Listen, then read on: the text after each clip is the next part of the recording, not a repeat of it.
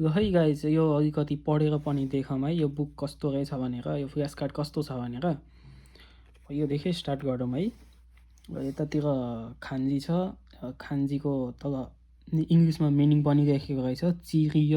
चिरियोको meaning चाहिँ के अरे ट्रिटमेन्ट अनि चियानको भनेको पब्लिक सेफ्टी। तलतिर सेन्टेन्स पनि बनाइदिएछ, खान्जीमा पनि रहेछ अनि तल इङ्ग्लिसमा पनि दिएको रहेछ। खान्ज्यावा बेविन्दे चिरियो ओ उकेते इमास। यसको भनेको अर्थ के हो?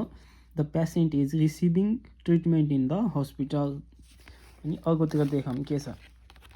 अर्कोतिर यस्तो कुनियोमी आस ओसा मेरु नाओ रु ओन्योमी जी ची र चिउ भनेको हिलिङ हो। चिरोजी मिनिङहरू पनि कस्तो पढ्न सजिलो हुन्छ, तलतिर लेखेको पनि हुन्छ खान्जी स्टार्ट कसरी हुन्छ भनेर।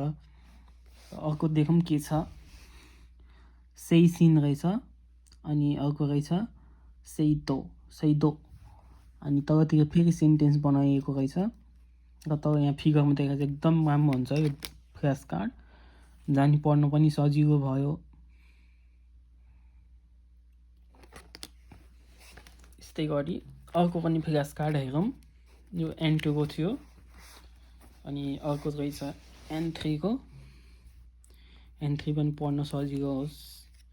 यो फ्ल्यास कार्डमा खासमा इक्जाममा सोधेको क्वेसनहरू मात्र हुन्छ यसमा।